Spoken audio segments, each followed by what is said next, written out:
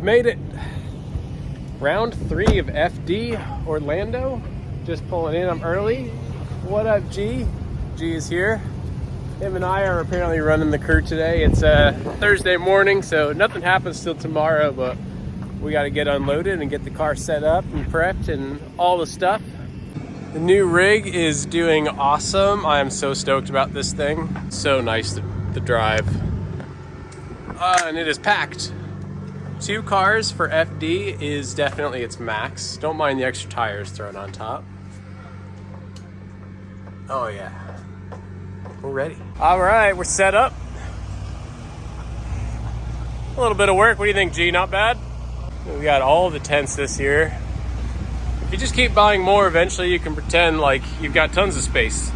I think we've got a 125 mile an hour gear in the car right now, which was great at Atlanta. But we'll run quite a bit slower here. We'll probably do 3rd gear, maybe 109, 110 mile an hour. And then see how tire life is. Tire life here can be a little tricky because you're just wide open on these big long sweepers for a long time. So yeah, we'll probably start there. Any higher than that, maybe we'll start to lose some of the dig, but get the safe spot. And yeah, we got a few hours to get to work here and get things ready. All right, good morning. It's been a long day already, hanging out in the rain. Haven't done any laps yet. Casey Cole's working hard. You're not allowed to have a new suit. You like it? Yeah, you're not allowed to have a new suit. You like the 10-year-old one, don't you? Yeah, it's better. Yeah. Yeah, no 11-year-old suit. Big thanks to Hyperco for sponsoring this sick suit. Finally look like an adult out here. Practice starts in 1 minute.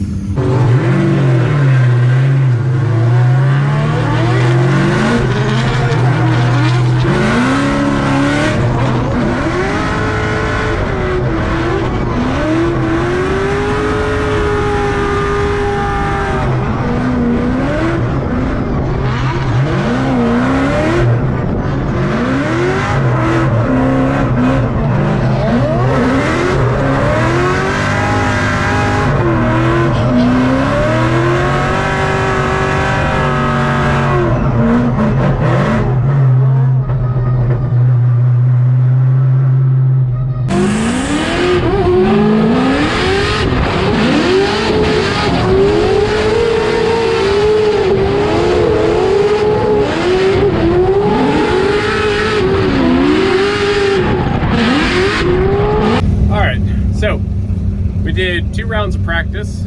I got like 4 laps in. It went pretty well. We made a big setup change on the front end that really cleaned up the handling of the car at high angles. The car always felt good, but at high angles it would just get too bitey and it'd bind a lot. We probably got 2 more practice runs and it's qualifying.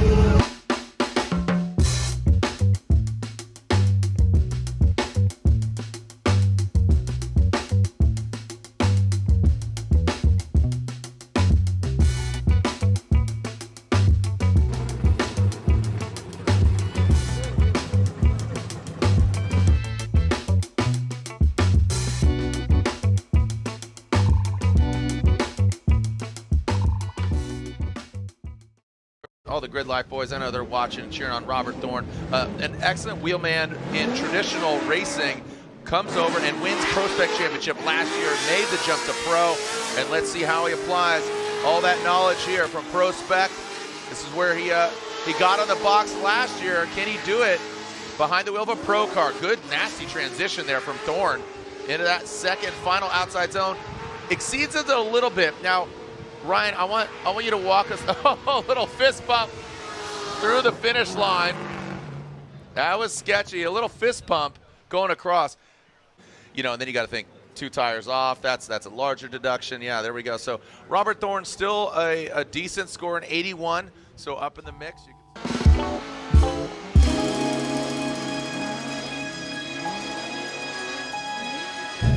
Been a good day so far. Practice was awesome. I did have a little bit of a crash, unfortunately, into Forsberg, so sorry about that. But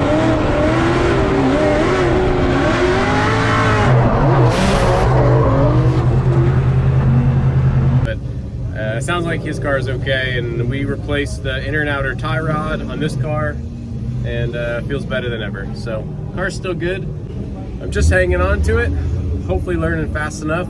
It's time for our battle in the top 32, and of course it's against James Dean. So another RTR battle.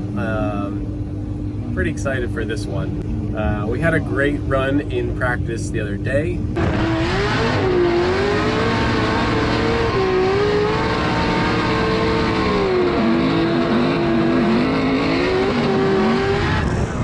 And I think things are feeling good, so we'll put it on his door and see how it goes. James the Machine Dean, 3-time back-to-back-to-back champion. James Dean from Cork. It's actually from Cork, Ireland. He's going against Robert Thorne, Edmond, Oklahoma. Known RTR Spec 5, FD. Transitioning in, big flick by James Dean, but Robert Thorne jumps to the side of him.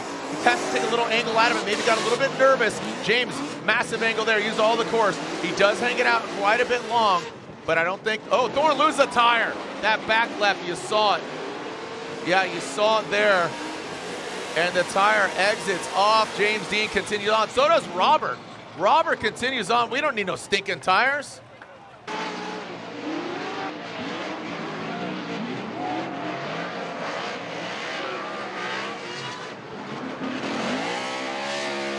Let's watch the replay to confirm that, but I believe that's what happened. You can see him kind of backing away from Dean's line as they came through the track. See there, right? He lost some angle, and then boom, right there. Yep.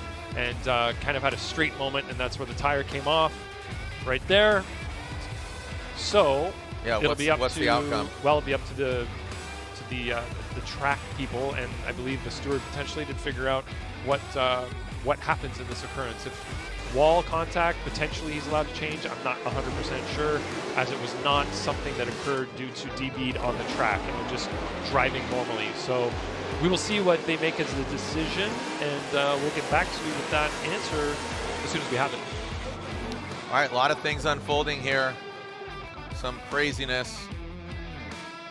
So James Dean and Thorne.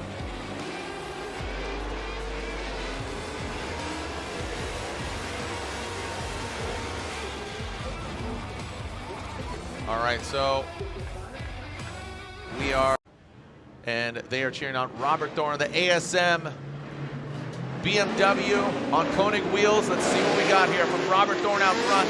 Aggressive flick there, finds it. Look at that. That front counter really locked and loaded. Rambling his way past into that inside clip. Now in the transition, James Dean pulling that front left wheel off the ground.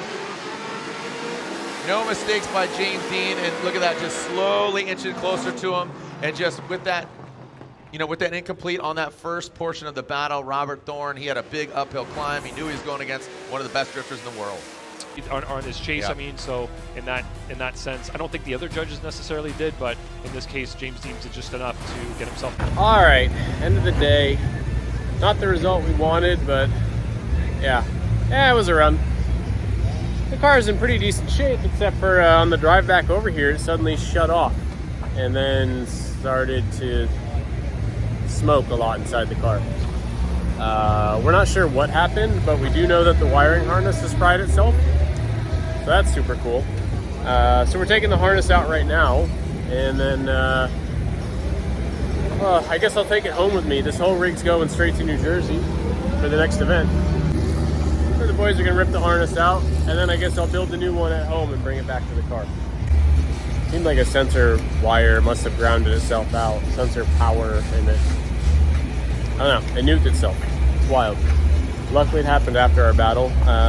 Pretty cool running with James. I mean, it would have been cooler if I'd actually been there the whole time. But we're learning from our mistakes. The car's getting better. Some of these runs are starting to get dialed in. The car's obviously plenty fast. It's super fast. So yeah, more learning, more fun. Appreciate everyone watching this. Next up's New Jersey. Plus we got Midwest Fest next weekend. I'll try to keep up with updates, and I'll see you guys next time.